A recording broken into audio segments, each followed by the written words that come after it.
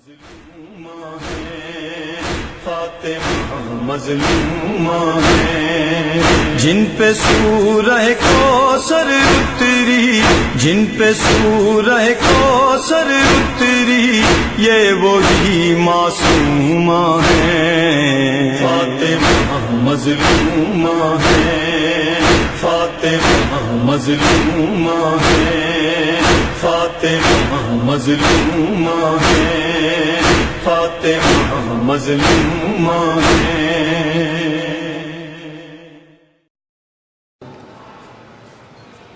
بسم اللہ الرحمن الرحیم۔ الحمد للہ الذی ہدانا لہذا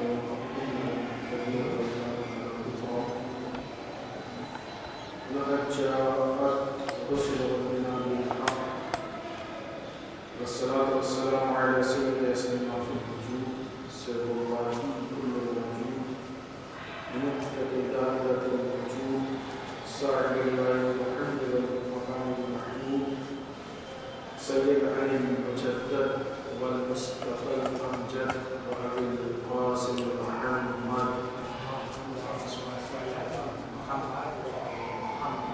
والصلاة والسلام على الكريمين الطاهرين المعصومين المؤمنين ولعنة الدائمة الباقية على أعدائهم أجمعين من الآن إلى يوم الدين. أما بعد فقد قالت الصديقة الشهيدة فاطمة الزهراء سلام الله عليها: وإطاعتنا نظام بالرضا وإمامتنا أماما بالفرقة. صدیقہ اکبرہ حضرت فاطمہ الزہرا صلی اللہ علیہ وسلم کے قول کے ضمن میں کل خطبہ فدر کے پیغامات کے عنوان سے جس گفتگو کا آغاز ہوا تھا وہ آج اپنے دوسرے مرحلے میں ہے۔ بیوی نے خطبہ فدر میں بہت واضح الفاظ میں اس جملے کو ارشاد فرمایا ہے: وَإِطَاعَتُنَا نِظَامًا بِالرِّضَا، اور ہماری اطاعت ملت کے لیے نظام اور سسٹم، وَإِمَامَتُنَا أَمَانًا لِلْفُرْقَةِ، اور ہماری امامت فرقت سے محفوظ ہے۔ کل کی گفتگو میں جو معروضات ہم نے درس کیے اس سے بہترین چیز صدیقہ نے یہ ظاہر کیا کہ ہم کو کہاں جانا چاہیے اور کہاں نہیں جانا چاہیے، لہذا ہمارے پاس اس بات کی فہرست ہونی چاہیے کہ ہمیں کہاں جانا چاہیے یا کہاں ہے، کہاں جانا ہماری ذمہ داری ہے اور کہاں نہ جانا ہماری ذمہ داری ہے۔ ایسا نہ ہو کہ جہاں جانا چاہیے وہاں نہ جائیں، جہاں نہ جانا چاہیے وہاں چلے جائیں۔ اس کے علاوہ جو معلومات ہم نے خدمت درج کیا وہ خطبے کے بارے میں کہ خطبہ ایک عبادی اور سیاسی پہلو کا حامل ہے۔ صدیقہ اکبرہ موجودہ سیاسی حالات پہ اعتراض کر رہی تھی۔ کیا اعتراض تھا، کیسا، وہ انشاءاللہ تفصیلات میں ہم خدمت میں عرض کریں گے۔ بی بی اعتراض کر رہی تھی اور اس اعتراض کی بہت واضح دلیل یہ خطبہ فدر ہے۔ آئیے دیکھتے ہیں کہ خطبہ فدر ہے، ہمیں بہت تفصیل نہیں آنا ہے۔ فدر ایک ایسی پراپرٹی ہے کہ یہ جنگ جس میں رسول اللہ صلی اللہ علیہ وسلم اور مولا کائنات علیہ السلام نے اس میں مال غنیمت حاصل ہوئی، اور پھر اس کے بعد چونکہ یہ مولا کا بھی حصہ تھا اور رسول کا اس کے علاوہ رسول کا حصہ نہیں تھا، رسول نے اپنی اس پراپرٹی کو اپنی زندگی میں اپنی بیٹی حضرت فاطمہ زہرا سلام اللہ علیہا کو ہبہ کیا۔ لہذا فدر ایک ہبہ کی چیز ہے۔ فدر صرف باغ فدر نہیں، اور بھی اس کے علاوہ بہت ساری چیزیں وہ تفصیلات میں ہم نہیں جا رہے۔ تو ایک باغ فدر کے علاوہ بھی اس میں بہت ساری چیزیں ہیں۔ تو باغ فدر سے اچھی خاصی سالانہ انکم ہوتی تھی کہ جو مسلمانوں کے درمیان تقسیم کی جاتی تھی، اور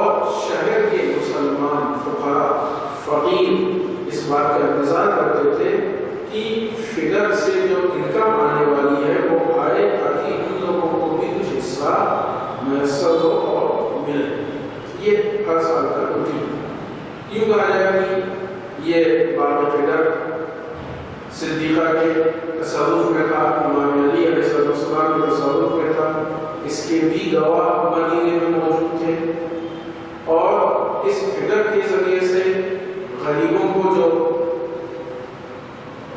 زکوٰۃ، جو مال، جو صدقہ، جو ان کی ہیلپ مدد ہوتی تھی، یہ کھانے والے بھی مدینے میں موجود تھے، جو خود ایک گواہ ہیں کہ ہاں بی بی فاطمہ کے دروازے سے ہم کو جب فدر کی انکم آتی تھی تو کچھ پیسے ملتے تھے۔ لہٰذا فدر ایک ایسی پراپرٹی ہے کہ جو رسول صلی اللہ علیہ وسلم نے آپ کو ہبہ کیا۔ مسئلہ یہ ہے کہ حضرت فاطمہ زہرا سلام اللہ علیہا دربار میں فدر کے سوال کے لیے جو باتوں میں ہے کہ جناب فاطمہ کی تھوڑی شخصیت بیوی ایک چھوٹے سے سوال کے لیے، چھوٹی سی چیز کے لیے دربار میں تشریف لے گئی۔ مسئلہ یہ نہیں ہے کہ فدر دشمن کے قبضے میں ہے، مخالف کے قبضے میں فدر ہے، مسئلہ یہ ہے بات حق کی ہے، چاہے چھوٹا ہو یا بڑا، اپنے حق کے لیے آواز اٹھانا یہ ہر آدمی کو اس کا حق حاصل ہے، اور اپنے حق کو حاصل کرنے کے لیے سوال کرنا یہ ہر آدمی کی اپنی ذمہ داری ہے، ڈیوٹی۔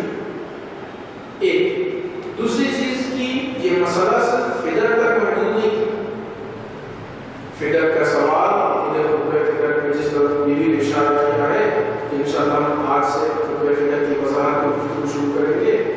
بیوی نے اس خطبے میں جن چیزوں کی طرف اشارہ کیا ان میں بہت اہم اشارہ وہ ہے کہ جو امام علی علیہ السلام کا حق غصب کیا گیا، مولا کائنات کے جس عہدے کو غصب کیا گیا، لہذا مسئلہ فدر نہیں ہے۔ آج اگر فدر لے لیا جائے گا، فدر واپس مل جائے گا، تو اگلا سوال اس کا حق ہوگا۔ مخالف، مقابل، دشمن اس بات کو سمجھتا تھا، لہذا اس نے فدر نہیں دیا کہ فدر نہ دے کے اس دوسرے مرحلے تک ان کو پہنچنے نہ دو، لیکن بیوی خود اس فدر کو وسیلہ بنا کے، ذریعہ بنا کے، ساری چیزوں کو مسلمانوں کے درمیان پیش کر کے بیوی نے مسلمانوں کے آنکھوں کو کھولنے کی کوشش کی ہے، مسلمانوں کو بیدار کرنے کی کوشش کی، یعنی بیوی کا یہاں پر شکوہ ہے۔ ابھی انشاءاللہ کل یا پرسوں یہ بات وضاحت سے جائے گی، لیکن یہاں پر اشارہ کرتے ہوئے آگے بڑھے۔ بیوی کا یہ شکوہ ہے، بیوی کا شکوہ جو فدر سے متعلق نہیں، بیوی کا شکوہ کسی خاص چیز سے متعلق نہیں، بیوی کا شکوہ لوگوں کی، مسلمانوں کی بیداری کا وسیلہ ہے، ذریعہ ہے کہ تم اپنے حالات کے متعلق احساس پیدا کرو، آگاہ ہو، اپنے حالات سے باخبر ہو۔ جب اسے اخبار میں کہا جائے کہ بیوی ان لوگوں سے شکوہ کرنا چاہتی ہے کہ جو دینداری کے نام پہ دین کے بعض ارکان کو، بعض چیزوں کو انجام دیتے ہیں، نماز پڑھ رہے ہیں، بڑے خلوص سے پڑھ رہے ہیں، روزہ رکھ رہے ہیں، بڑے خلوص سے رکھ رہے ہیں، تلاوت قرآن مجید کر رہے ہیں، بڑے خلوص سے قرآن مجید تلاوت کر رہے ہیں، لیکن ان ساری چیزوں کے ساتھ ساتھ کل اسلام پہ، مکمل اسلام پہ وہ عمل نہیں کر رہے۔ قرآن مجید کی تلاوت تو کر رہے ہیں، قرآن مجید پہ عمل نہیں کر رہے ہیں۔ بیوی کو ایسے مسلمان سے ناراض ہوتا ہے، ایسا مسلمان بیوی کو اچھا نہیں لگتا تھا۔ بیوی کو وہ مسلمان چاہیے تھا جو مکمل اسلام کے پیکج پہ عمل کرے، پورے اسلام پہ عمل کرے، اسلام کو چھاٹے نہ۔ آج بعض لوگوں میں دیکھا گیا ہے کہ لوگ اسلام کو سبزی منڈی کی دکان سمجھتے ہیں۔ سبزی منڈی میں کیا ہوتا ہے؟ انسان سبزی منڈی میں جاتا ہے تو اپنی پسند سے ایک سبزی لے لیتا ہے، سب چیز نہیں کی، اس نے بیگن لے لیا، آلو لے لیا، آلو میں بھی سب نہیں لیتا، چھاٹ کے لیتا ہے جو اس کو اچھا لگتا ہے۔ تو ہر آئٹم نہیں لیں گے، اس میں سے سب نہیں لیں گے، جو پسند آیا، جو آئٹم اچھا لگا وہ لے لیں۔ اسلام میں ایسا نہیں، اسلام ایک پورا پیکج سب نہیں۔ اسلام کی مشکل وہ لوگ تھے کہ جو اسلام میں چھانٹ کے اس پہ عمل کرنا چاہتے تھے۔ بیوی کو وہ لوگ چاہیے تھے جو مکمل اسلام پہ عمل کریں۔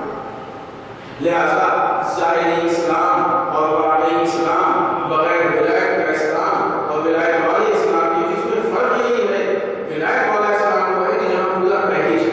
میدان مدین میں رسول خدا صلی اللہ علیہ وآلہ وسلم نے پورا پیکج امام علی کے حوالے کیا، اور علماء نے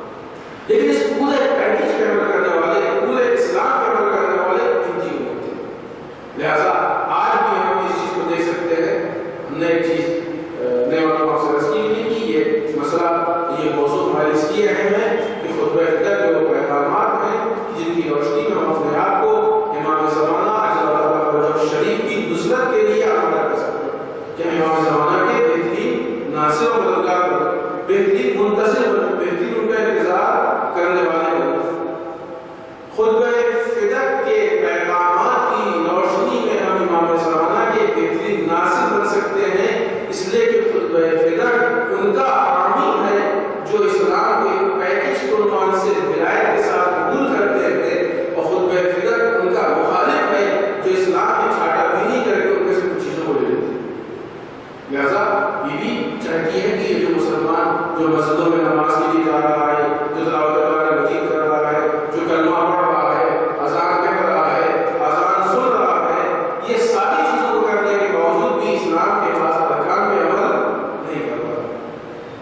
اسلام کے سارے ارکان، سارے پوائنٹس، ساری باتوں پہ عمل کرنا یہ مسلمانوں کی ذمہ داری ہے۔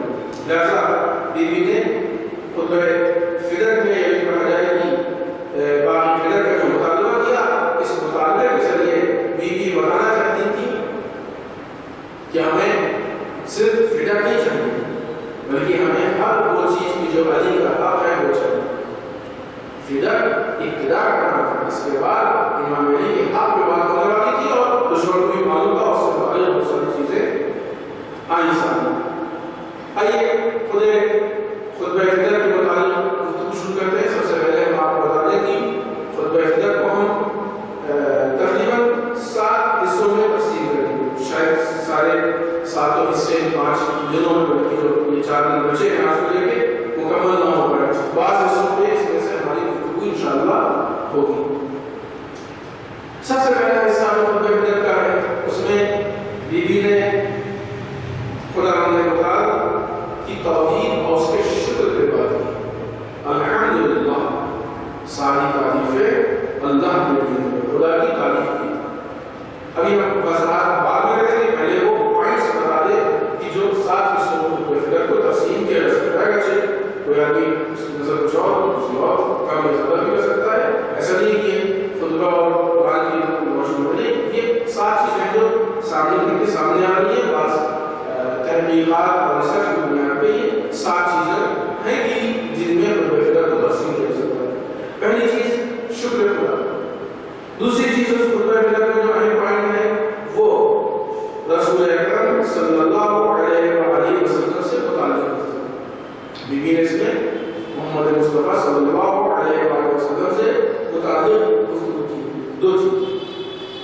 تیسری چیز بی بی نے اس میں بات کی ہے وہ رسول اکرم صلی اللہ علیہ وآلہ وسلم کی شہادت کے بعد مسلمانوں کے کیا وظائف ہوں، کیا ذمہ داری ہے، اس پہ بات کی۔ یہ پہلو شرح یہ سب سے زیادہ اہم ہے۔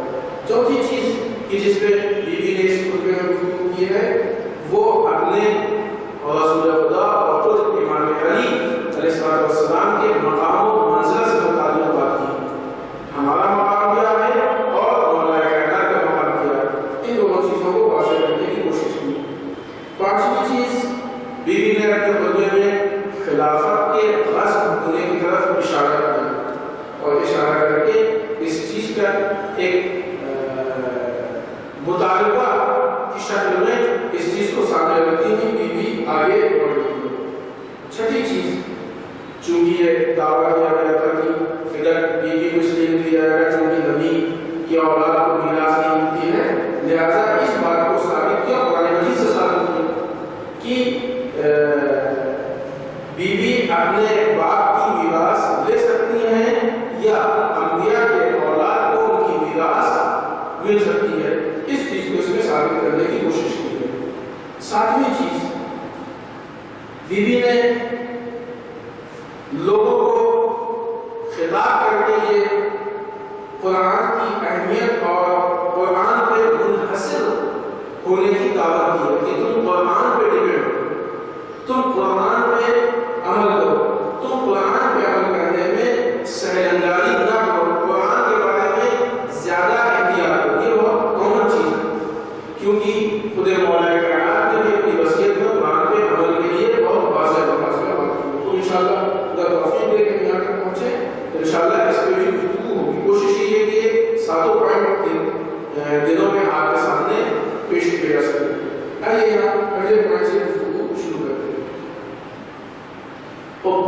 فدق کے غزو کے بعد بی بی نے جو فدق کو حاصل کرنے کی کوشش کی اور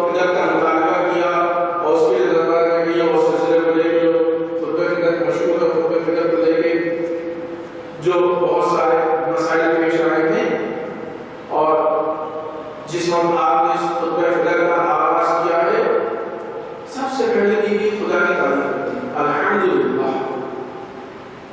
ہم شاید الحمدللہ کہیں تو ہو سکتا ہے کہ ہمارے لیے الحمدللہ کے صحیح معنی ذہن میں نہ ہو۔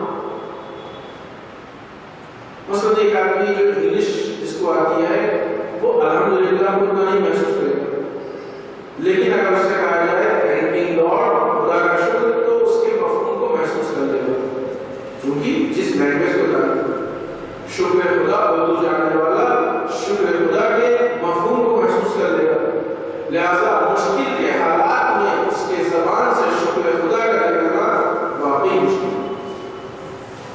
خدا کی ساری تعریفیں ہیں، یہ زبان سے ادا کرنا مشکل ہے۔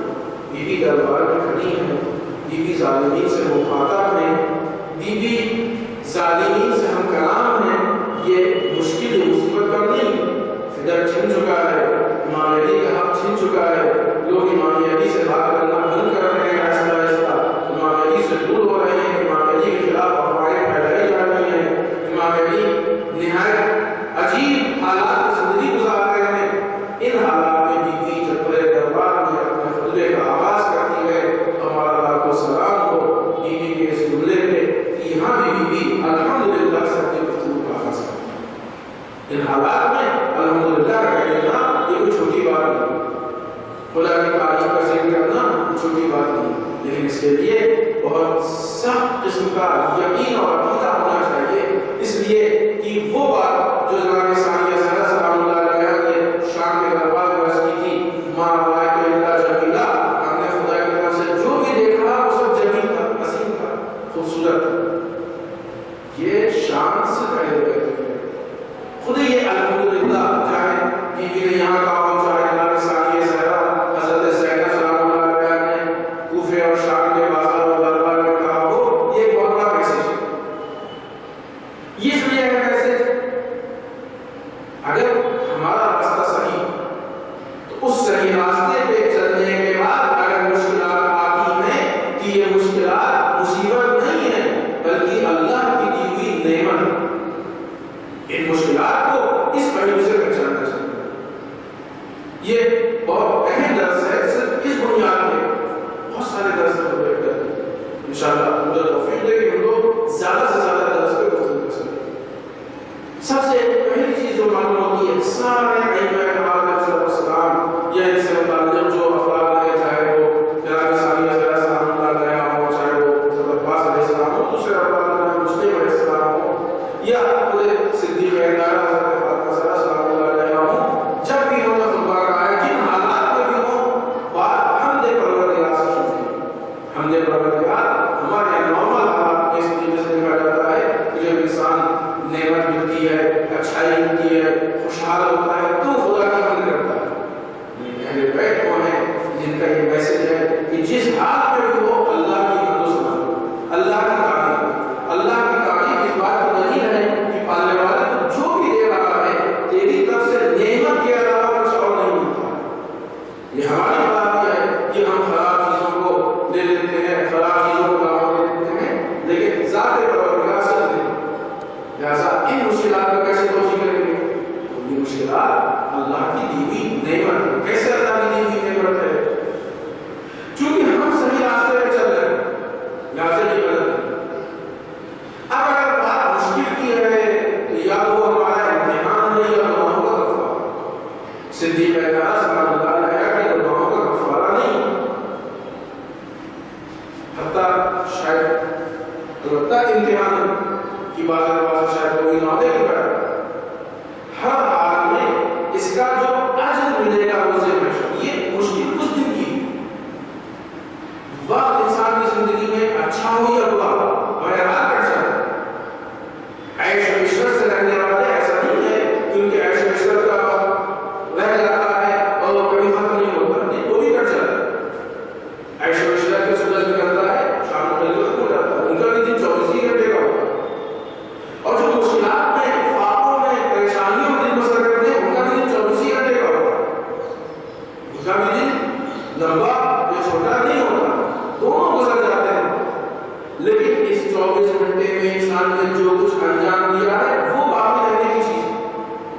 وہ باقی ایک چیز کیا ہے؟ اگر صدیق رہتا ہے اسلام کے راہ میں مسائل و آلام و مشکلات کو برداشت کر رہی ہیں تو خدا کے نزدیک ان مسائل و آلام و مشکلات کا جو اجر ہے یہ باقی رہنے والا، یہ باقی رہنے والا۔ یعنی ہم کو یہ درس دینا چاہیے کہ اگر اسلام کی حقانیت کے لیے، اسلام کی تبلیغ کے لیے، اسلام کی ترویج کے لیے، صحیح میسج کو پہنچانے کے لیے، صحیح بات کو کہنے کے لیے کہیں مشکل پیش آ رہی ہے تو ان مشکلات سے گھبرائے نا۔ جن مشکلات کا آغاز ہوا ہے، جو شروع ہوئی ہیں، بہرحال وقت کٹ جائے گا، مشکلات ختم ہو جائیں گی، لیکن ان مشکلات کو برداشت کرنے کے عوض میں خدا جو ان کو اجر دے گا، یہ اجر باقی رہنے والا۔ اس اجر کی بنیاد پہ دنیا میں ہمارا مقام بلند ہوگا، خدا سے نزدیک ہوں گے، قربت خدا حاصل ہوگی، خدا ہم سے راضی ہوگا، اور آخرت میں خدا تعالیٰ ہم کو اس کی جزا عطا کرے گا۔ لہذا اس اینگل سے دیکھا جائے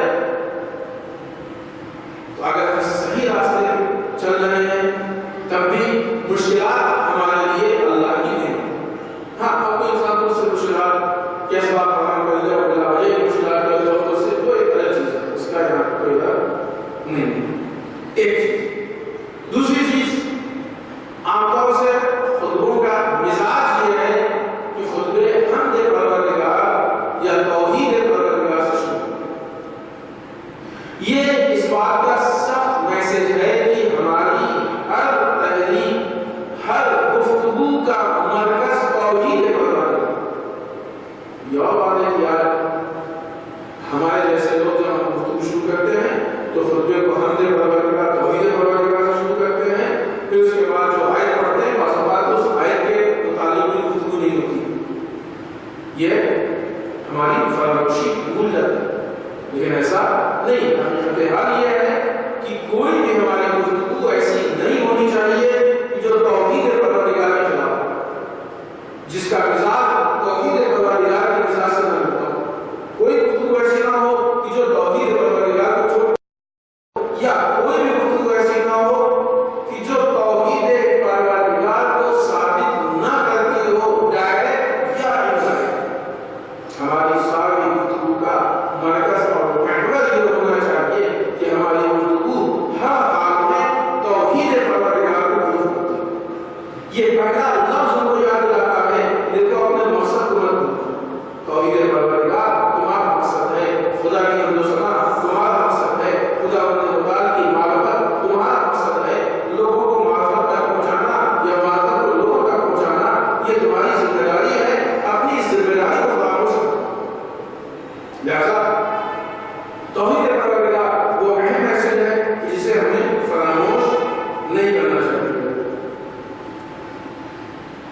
بیوی نے اس پیغام کے ساتھ کہ جو توحید کا پیغام ہے اس کے ساتھ خدا تعالیٰ کی عظمت کو بیان کیا، اپنے اس کے ذریعے اپنے بلیو اور عقیدے کی طرف اشارہ کیا کہ ایسا نہیں ہے کہ ہمارے تمہارے عقیدے کا یہ ثابت کرنے کی ضرورت نہیں تھی، لیکن ہاں جتانے کی شاید ضرورت تھی کہ وہ لوگ جس اعتبار سے بیوی کے خلاف یا شوہر کے خلاف پروپیگنڈا کر رہے تھے، لہذا بیوی نے اس چیز کو پروف کیا، اس چیز کو ثابت کیا، دیکھو ہمارا خدا ایک ہے۔ جب ہمارا اور تمہارا خدا ایک ہے تو نظام الگ کیسے ہوگا، سسٹم الگ کیسے ہوگا؟ یہ پہلا ہم زیادہ اس پوائنٹ پہ گفتگو نہیں کرنا چاہتے۔ لہذا سب سے پہلے بیوی نے خدا تعالیٰ اور اس کی توحید، اس کی طرف سے آنے والی مدد، ان چیزوں کو اچھا۔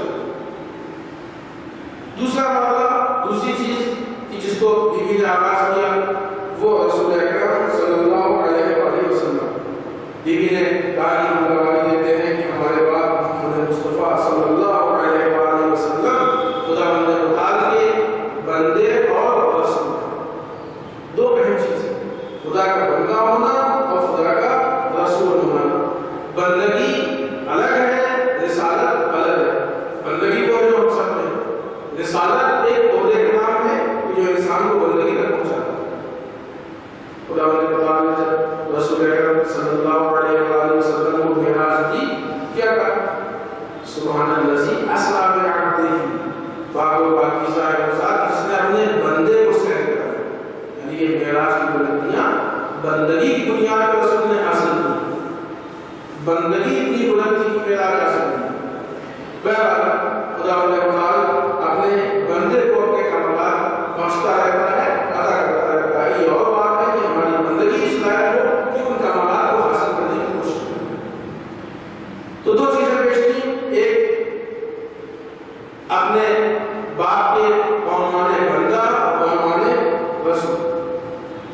ان دونوں چیزوں میں اور ان چیزوں کو ثابت کرنے کے لیے بی بی نے قرآن مجید کی 3 آیتوں سے فائدہ اٹھایا۔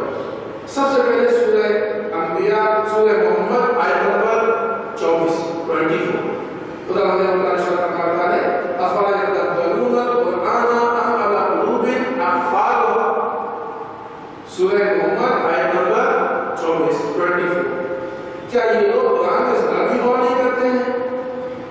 یعنی کہ دل میں تالا لگ گیا ہے، کیا یہ لوگ قرآن میں ذرا بھی غور نہیں کرتے ہیں؟ یعنی کہ دلوں میں تالا لگ گیا ہے، قفل لگ گیا ہے دلوں میں۔ معلوم یہ ہوگا کہ ایک اہم ترین میسج یہ ہے خطبہ افتتاح کا کہ ہم قرآن مجید پہ غور و فکر کریں۔ یہ پیغام ہے بی بی کا ہم سب کے اندر، ایسا نہیں کہ ہم آپ سے کرتے ہیں، ہماری کوئی حیثیت نہیں کہ ہم کوئی چیز آگے آپ سے کریں۔ ہمارا کام صرف اتنا ہے، ہماری ذات ہماری حیثیت پوسٹ مین کی جیسی، پوسٹ مین خود سے خط لکھ کے کوئی دیتا ہے، لکھنے والے نے لکھا ہے وہ آپ تک پہنچاتا ہے۔ خدا نے بتایا کیا کہنا چاہتا ہے، رسول اکرم صلی اللہ علیہ وسلم کیا کہنا چاہتے ہیں، صدیق اکبر سلام اللہ علیہ کیا کہنا چاہتی ہیں، نہیں کہتا علیہ السلام کیا کہنا چاہتے ہیں۔ ہمارا کام یہ ہے کہ ان ائمہ کی باتوں کو آپ تک پہنچانا، ایک وسیلہ اور راستہ بن جائے تاکہ ائمہ کے پیغامات ان کی تعلیمات آپ تک پہنچ جائے۔ لہٰذا ایسی صورت میں ہم اپنی طرف سے یہ بی بی کہہ رہی ہے، کیا کہہ رہی ہے بی بی؟ خدا کے پیغامات کو پیش کریں۔ افلا یتدبرون القرآن، کئی لوگ قرآن میں ذرا بھی غور و فکر نہیں کرتے ہیں، یہ کے دلوں میں تالے لگ گئے ہیں۔ کیا مطلب؟ یعنی اتنا بڑا حادثہ وہی اس بنیاد پہ ہے کہ قرآن پہ فکر نہیں کیا گیا۔ کیا مطلب؟ یعنی اس حق کو غصب کرنے والا بھی وہی ہے جس نے قرآن کو غور و فکر نہیں کیا ہے، اور حق کو غصب ہوتے دیکھ کے خاموش بیٹھنے والا بھی وہ ہے جس نے قرآن کو غور و فکر نہیں کیا۔ یہاں پہ آگے بھی اس بات کو ہم نے ذکر کیا، انشاءاللہ وہ آئے گا تو ہم ڈسکس کریں گے کہ ان لوگوں نے قرآن کو حمل نہیں کیا، قرآن کو سمجھنے کی کوشش نہیں کی، قرآن پہ عمل نہیں کیا، لیکن آگے یہاں پہ بات آ رہی ہے تو کچھ پوائنٹ آپ نے کر کیا سکتے ہیں۔ جن لوگوں نے ذرا بھی قرآن کو غور و فکر نہیں کیا، تدبر نہیں کیا، یعنی قرآن مجید تدبر کی کتاب ہے، غور و فکر کی کتاب ہے۔ اگر غور و فکر نہیں کریں گے قرآن مجید میں تو خدا بھی ہم سے شکایت کرے گا، جناب فاطمہ سلام اللہ علیہا بھی ہم سے شکایت کرے گا۔ ہم کو یہ تو بتایا جاتا ہے کہ بی بی آئیں گی، بی بی بخشوائیں گی، بی بی یہ سپورٹ کرے، یہ بھی بتایا جاتا ہے، بی بی سوال بھی کرے گی، ایک پہلو میں لیا جاتا ہے، ایک پہلے باتیں جو بتائی جاتی ہے، یہ خیانت ہے، یہ تحریف ہے دین کے ساتھ۔ دونوں پہلو ہیں، جن نعمتوں کو بی بی نے دیا ہے ان نعمتوں کے بارے میں سوال کریں گے۔ خدا نے جو نعمتیں دی ہیں بی بی ان نعمتوں کے بارے میں سوال کریں گی۔ جو نعمتیں رحمتیں خدا کی طرف سے حاصل ہوئی ہیں بی بی ان سے ہم سے اس کے بارے میں پوچھے گی۔ جو ڈیوٹیز ذمہ داریاں بی بی نے دی ہیں، جو بس ایک تصور جو لوگوں کے ذہن میں آ گیا وہ اس طریقے کا کہ معاشرت کا ہنگام ہوگا اور پریشان ہوں گے لوگ، حساب کتاب ہوگا اور سب کچھ ہوگا، لیکن پتہ نہیں آئیں گے کہیں بس یہ لوگ ہیں اللہ نے بخشا۔ ایسا نہیں ہے کہ بی بھول جائے گی کہ ہم نے بھی تو کچھ مانگا تھا، ہم نے بھی کچھ ڈیمانڈ کی تھی، ہمارا بھی تو کچھ ہے۔ کیا ہم لوگوں کی گردنوں پہ بی بی کا نہیں ہے؟ سارا ہمارا حق بی بی کے اوپر ہے، جتنا ہم کو بی بی پہ حق ہے اس سے زیادہ بی بی کو ہم پہ حق ہے۔ بالخصوص خواتین کی بات کو اور واضح کرنا چاہتے ہیں، وہ اس لیے کہ خواتین معاشرے کا وہ اہم پارٹ اور حصہ ہیں کہ جن کی آغوش میں بچے کرنا چاہتے ہیں۔ نسل سازی، مستقبل سازی، فیوچر کا بنانا، یہ خواتین اہم ترین رکن ہے خواتین معاشرے میں. 20 لوگوں کے ایک بات آپ کر سکتے ہیں، میں اپنی بات یہاں سے کنٹینیو کرتا ہوں. ہمارے ایک دوست نے آگے ہم سے ایک مسئلہ پوچھا تو اس مسئلے کا مس یوز نہیں ہونا چاہیے کہ کیا عورت کو واجب نہیں گھر کا کام کرنا، تو واجب نہیں گھر کا کام کرنا، جھاڑو دینا، کھانا پکانا، گھر کو صاف کرنا، برتن صاف کرنا، یہ عورت کا واجب نہیں. اس کا مطلب یہ نہیں کہ آج سے جو خواتین گھر پہ کام کرتی ہیں چھوڑ کے بیٹھ جائیں، کیونکہ پھر دوسری چیزیں بھی ہیں. گھر جو چلتا ہے وہ ہسبینڈ اور وائف کی انڈرسٹینڈنگ سے چلتا ہے، ورنہ قانون کے حساب سے گھر چلے گا تو پھر شوہر کو بھی ہمیں کہ آپ کو گھر سے نکلنے سے منع کرتے ہیں. اور بہت سارے حق ایسے ہیں جو آپ کو جواب سنتے ہیں. حق کی بنیاد بار بار یہ ہے انڈرسٹینڈنگ پہلے پیدا ہوتی ہے. ہسبینڈ اور وائف کی انڈرسٹینڈنگ، دونوں ایک دوسرے کے شریک حیات، لائف پارٹنر. لہذا انہوں نے پوچھا گیا یہ کون سی بات ہوئی، خدا نے دنیا واجب کیا، خدا کو نہیں کہ واجب کرے، شکوہ خدا سے. فلسفہ کیا ہے اس کے سبق یہ نہیں، خدا کا فلسفہ کون سمجھ سکتا ہے. لیکن اس کا ایک ریزن جو بہت واضح اور سامنے ہے وہ یہ کہ اگر ایک قانون کے اندر اس بات کی صلاحیت پائی جاتی ہے، مثلا مثال کے طور پر بہترین آرٹیکل لکھ کے وہ قوم کی خدمت کر سکتی ہے، خدا اس پہ کھانا پکانا واجب کر دے، وہ صبح سے شام تک کچن میں ہے، اس کے پاس فرصت ہی نہیں کہ آرٹیکل لکھ کے مقرر لکھے، تو صلاحیتیں ضائع ہوئی نا اس کی. ایک خاتون کے اندر یہ صلاحیت ہے کہ بچوں کی اچھی تربیت کر سکتی ہے، لہذا وہ محلے پڑوس و شہر کے بچوں کو جمع کرے، ان کی اچھی تربیت کرے. لیکن چونکہ خدا نے کھانا پکانا واجب کر دیا ہے لہذا اس کام کو نہیں کر سکتے. نتیجہ کیا ہوگا کہ ایک خاتون سے سماج کو جو بڑا فائدہ ہونے والا تھا وہ نہیں ہو پائے گا، اور وہ چھوٹا فائدہ جو صرف ایک شوہر اور چند بچوں سے محدود ہے بس وہی ہو پائے گا. ان دونوں میں فرق کیا ہے؟ جھاڑو برتن کھانے کے لیے 1000 2000 5000 کے کام والی مل جائے گی، یہ کام ایک جاہل عورت بھی کر سکتی ہے، مزدور طبقے کی عورت بھی کر سکتی ہے. لیکن بعنوان ایک خاتون کے، ایک پڑھی لکھی خاتون، ایک سمجھدار خاتون جس کے پاس فکر موجود ہو، جس کے پاس صلاحیتیں موجود ہوں، اگر اس کے پاس صلاحیت ہے کہ وہ بڑا کام کر سکتی ہے تو چھوٹی چیزوں میں اپنے کو ضائع نہ کرے. اگر 100 روپے میں ایک چیز 1 کلو مل سکتی ہے تو کوئی عقل مند 100 روپے میں 250 گرام نہیں خریدے گا وہ چیز. ایک خاتون کی زندگی کی بنیاد پہ اگر ایک بڑا کام ہو سکتا ہے تو اس کو پھر باورچی خانے اور کچن میں خرید کر کے صلاحیتوں کو ضائع نہ کرنا. بہت حکمت کے ذریعے اسلام کے قوانین دنیا کے دوسرے مذاہب کہتے ہیں کہ اسلام میں عورتوں کے ساتھ انصاف نہیں ہے، عورتوں کے ساتھ فیصلہ نہیں کیا جاتا ہے، عورتوں پہ ظلم ہوتا ہے. اسلام سے زیادہ عورتوں کو آزادی کہاں ہوتی ہے. دوسرے بعض مذاہب میں تو عورتوں کو بہت بس نگاہ سے دیکھا گیا ہے، ہمارے موضوع نہیں کہ ان باتوں کو چھیڑے.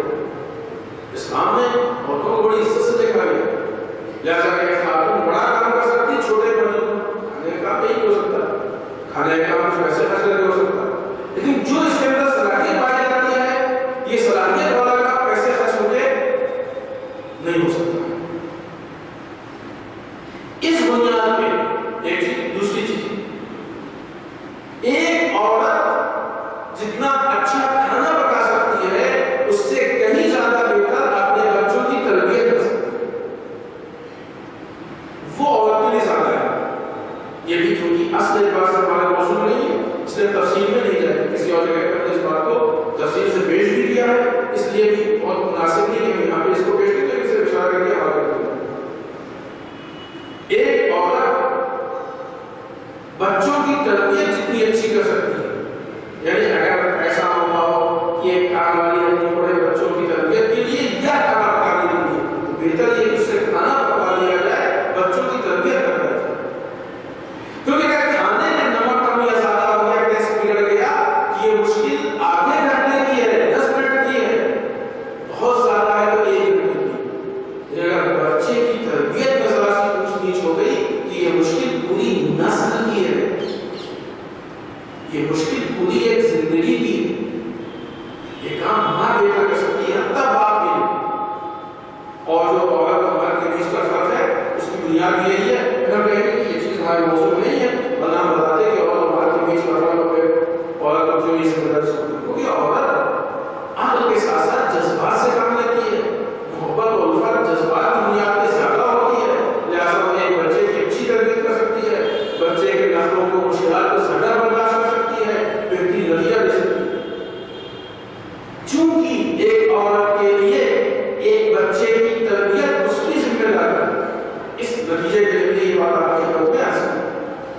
کہ ایک عورت کی ذمہ داری ہے کہ بچے کی تربیت کرے. جب یہ عورت بچے کی تربیت کرتی ہے کہ یہ بچہ جب بڑا ہوتا ہے تو کوئی چیز کہیں سیکھتا ہے، کوئی چیز کہیں سیکھتا ہے، لیکن بچپنے میں یہ ساری چیزیں ماں کی آواز سے سیکھتا ہے. یہ ساری چیزیں ماں کی آواز سے سیکھتا ہے. اور سب سے زیادہ تہذیب، صحیح کلچر، صحیح باتیں، صحیح فکر دینے والی ذات ماں کی ذات ہوتی ہے. لہذا اس کے لیے سب سے اہم یہ ہے کہ بیٹھ کے قرآن مجید پہ تدبر کرے، غور و فکر کرے، قرآن مجید کو پڑھے، اسلام کے ویلیوز کو پڑھے، اسلام کے افکار کو سمجھے، تاکہ آنے والی نسل کو صحیح فکر دے سکے. ورنہ روز محشر وہ صدیق اکبر جنہوں نے اپنی زندگی میں ہمارے دربار کے اس بات کا سوال کیا، قرآن کے الفاظ کا سوال کیا کہ افلا یتدبرون القرآن، کہ یہ لوگ قرآن کا غور و فکر نہیں کرتے ہیں. یہی صدیق اکبر روز محشر ہم سے سوال کر سکتی ہے، افلا یتدبرون القرآن، کہ یہ لوگ قرآن کا غور و فکر نہیں کرتے. ہمارے پاس کیا کتنے لوگ نے قرآن کا غور و فکر کرتے ہیں؟ کتنے لوگ ہیں کہ جو قرآن میں گہرائی سے سوچنے کی کوشش کرتے ہیں؟ ہماری زندگی لہٰذا اس خاتون کی ذمہ داری یہ ہے کہ اپنی فکر کو قرآن سے غلط کلچر کو چھوڑو، غلط رسموں کو چھوڑو، اسلامی کلچر کا، اسلامی رسمیں اپنا. آج بہت ساری ایسی بھی چیزیں ہیں کہ جو اسلامی رسمیں نہیں ہیں لیکن اسلام کے نام پہ کھڑے بیان میں آ چکی. ان چیزوں کو چھوڑو، ان چیزوں سے ہٹ جاؤ، اپنے آپ کو چیزوں سے بچا لو. کیوں؟ اس لیے کہ مسئلہ یہاں پہ اس کی اپنی زندگی کا نہیں ہے کہ اپنی زندگی کو سنبھالنا. مسئلہ یہاں پہ یہ ہے کہ اس کو اپنی زندگی کے ساتھ ساتھ آنے والی نسل سنبھالنا، آنے والی پوری نسل سنبھالنی. اگر ذرا سی مسٹیک ہوگی، ایک ڈرائیور گاڑی چلاتا ہے تو بہت احتیاط کی جاتی ہے. ڈرائیور مانگے نہیں جانتا ہے، نہیں جانتا ہے، غلطی تو ممکن نہیں ہے. ذرا سی نیند آتی ہے تو اس کا کوئی آرام کرو، سو جب پھر چلانا تو گاڑی چلانا، چائے پی لو، منہ دھو لو، نیند میں گاڑی مت چلاؤ. کیوں؟ ایکسیڈنٹ ہو گیا تو جتنے لوگ بیٹھے ہیں بچ گئے. ایک گھر والے خاندان کی ماں اس گھرانے کی طرف یہ اس پورے فیملی کو لے کے چلتے.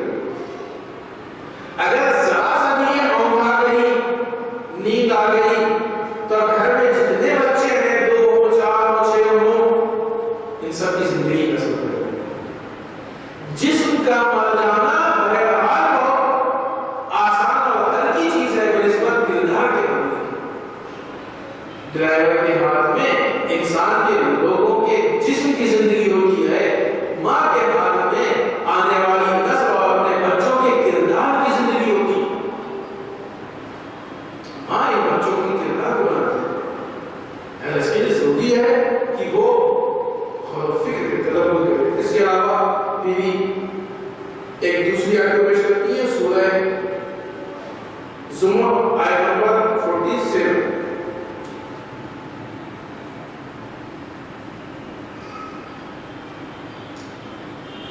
ہم اب یہاں پہ سورہ زمر آیت نمبر 47 آیت کو پیش کرتے ہیں. اور اگر ظلم کرنے والوں کو زمین کی تمام کائنات مل جائے اور اور بھی مل جائے. ایک چیز بیوی نے ان لوگوں کو اعتراض کیا کہ انہوں نے قرآن کو غور و فکر نہیں کیا جو ایسی حرکتیں کر رہے ہیں، یہ ظلم کیا انہوں نے. اس لیے کہ انسان قرآن کا غور و فکر نہیں کرے گا تو انسان ظلم کی بات نہیں کرتا. ظلم کسے کہتے ہیں؟ ظلم کسی کو مارنا اور پیٹنا نہیں. مارنے اور پیٹنے کے ساتھ ساتھ اب ناانصافی ظلم.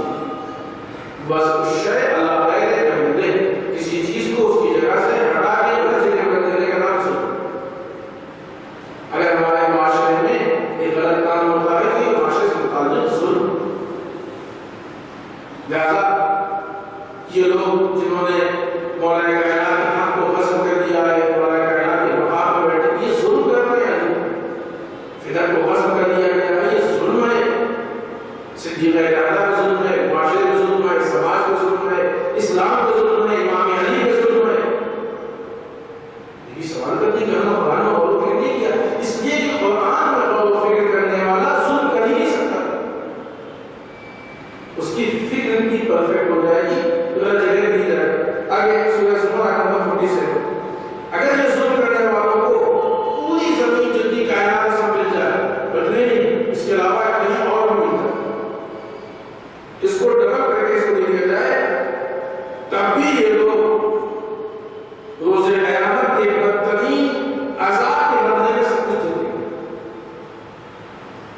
کیا مطلب؟ یہ اپنے آپ کو سدھارا نہیں پائیں گے، لیکن ان کے لیے خدا کی طرف سے وہ بہرحال ظاہر ہوگا جس کا ان کو بڑے کو گمان ملے.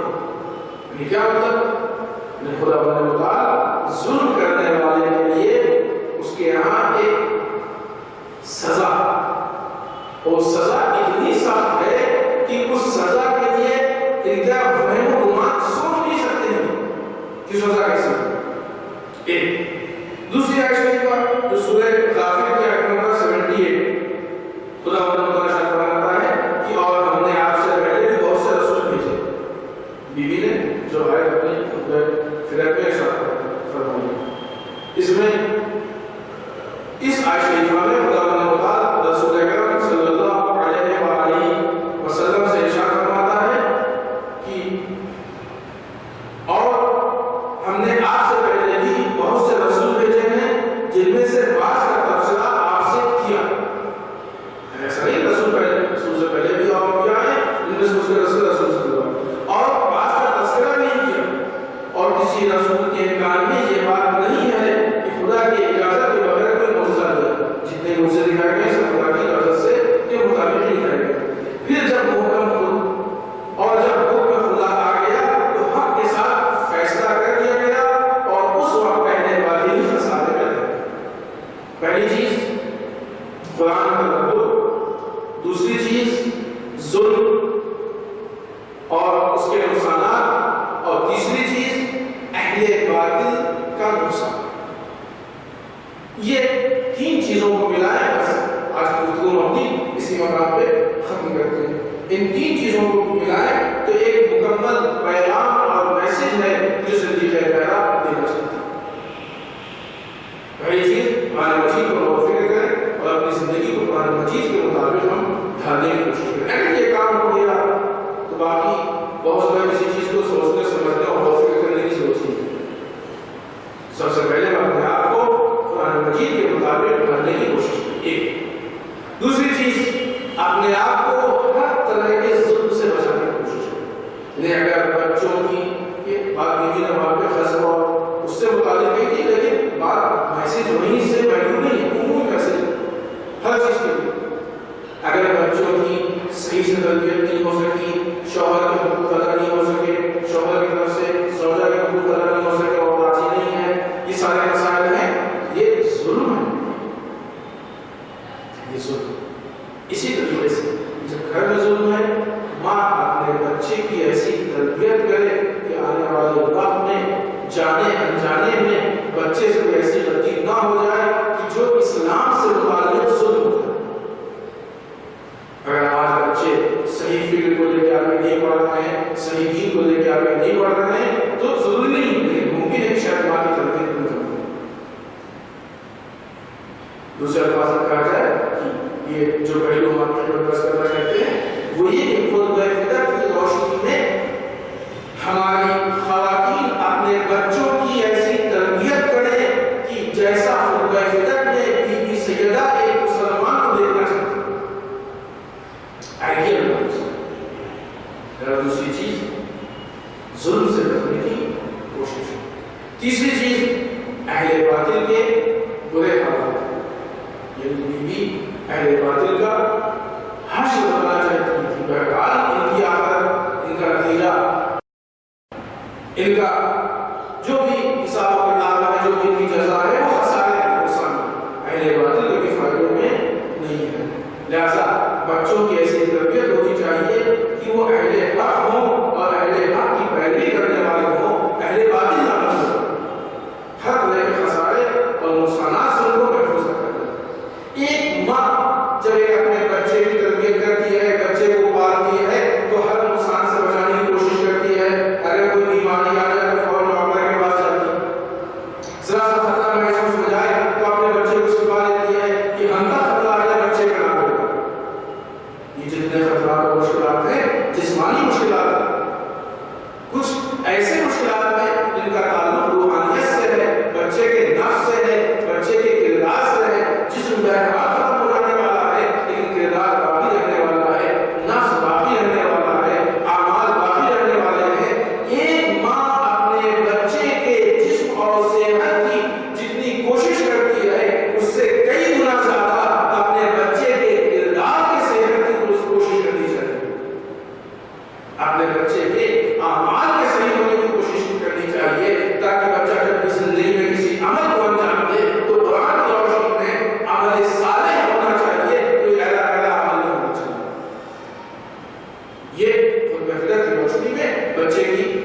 تربیت ہوگی. بچہ اتنا پرفیکٹ بنے گا جتنا صدیق طاہرہ خود فکر کی روشنی میں ایک مسلمان کو پرفیکٹ اور مکمل دیکھنا چاہیے. حالانکہ صدیق طاہرہ کی ذات وہ عظیم ترین ذات ہے جس میں کوئی انسان سرکش نہیں ہو سکتا. اور آپ کے پرورش یافتہ بچے امام حسن، امام حسین، جناب زینب، جناب ام کلثوم علیہ السلام کی بھی کوئی مثال نہیں. لیکن پرورش کے ماحول میں صدیق طاہرہ امام حسن کی اگر بات تشریف لائے تو آپ نے پوچھا بیٹا کہاں گئے تھے؟ مسجد گئے تھے. کیا ہوا؟ بابا نے فرمایا. خطبے میں کیا ہوا؟ یعنی ایک ماں کی ذمہ داری ہے کہ بچے کا کیسے بچے کو کنٹرول کرے. اس بات ایک مینیجر کی حیثیت سے اس بات پہ نگاہ رکھے کہ بچہ کہاں جا رہا ہے، کہاں سے آ رہا ہے، کیا لے کے آ رہا ہے، کس کو سن کے آ رہا ہے، تاکہ ایسا نہ ہو کہ کردار سمجھ میں ممکن نہیں ایسا نہ ہو کہ کردار میں ایسا زہر جس میں آنے والا زہر سب کو دکھائی دیتا ہے، کردار میں آنے والا زہر نظر نہیں آتا. اگر کوئی غلط بات نہیں ہوئی تو کردار ایسا زہر آ جائے گا کہ جو انسان کو سمجھ نہیں آئے گا. لہذا صدیق طاہرہ کی سیرت کی روشنی میں ماں کو معلوم ہونا چاہیے کہ بچہ کہاں گیا ہے اور کیا سیکھ گیا ہے. اور بات ہے کہ آج بعض ایسے لوگ ہیں کہ جب وہ کہتے ہیں کہ جب یہ والا اپنے ماں باپ کو نہ رکھنا. انشاءاللہ کل ہم اس بات پہ وضاحت کریں گے. یقین ہے یہ بچے ماں باپ کے ہوتے ہوئے یقین ہے یہ بچے، کیونکہ یقین کس کو کہتے ہیں؟ جس کا باپ نہ ہو، جس کی ماں ہو.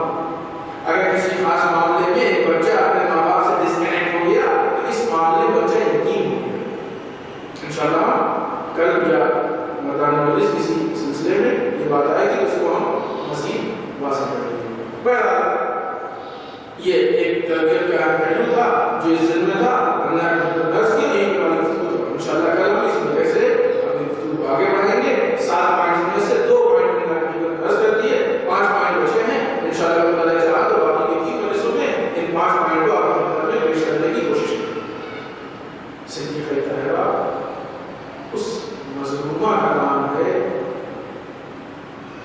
جن کے ظلم و ستم کا حساب و کتاب نہیں ہو سکتا. عزیزان محترم، کائنات کا رسول، مسلمانوں کا رسول اس دنیا سے گزر گیا. جناب فاطمہ کو بہت شاق گزرا، بڑا سخت گزرا کہ ہمارا باپ اس دنیا سے گزر گیا. بی بی صدیقہ طاہرہ مصیبت کی وجہ سے پریشان تھی، اپنے باپ کو فدا کر کے بہت ہی بے قرار تھی. اتنا زیادہ غم تھا بی بی کو کہ اپنے باپ کو یاد کر کے رویا کرتی تھی. بی بی غمزدہ تھی اور مسلمانوں کا رسول رخصت ہوا تھا، لہذا مسلمانوں کو پوری امت کو غمگین ہونا چاہیے. لیکن کتنا سخت گزرا ہوگا بی بی پہ کہ جب لوگوں نے آ کے شکوہ کیا ہوگا کہ یا علی فاطمہ سے کہیے کہ یا دل میں رو لیا کرے یا رات میں رو لیا کرے. فاطمہ کے رونے سے ہم کو تکلیف ہوتی ہے. اے رسول کی اکلوتی بیٹی اپنے باپ کو یاد کر کے رو رہی ہے تو مسلمانوں کو تکلیف ہو رہی ہے. یہ مسلمانوں تم کو تو بی بی فاطمہ کی کریا میں شریک ہونا چاہیے. جب فاطمہ کی آواز، کریا کی آواز بہت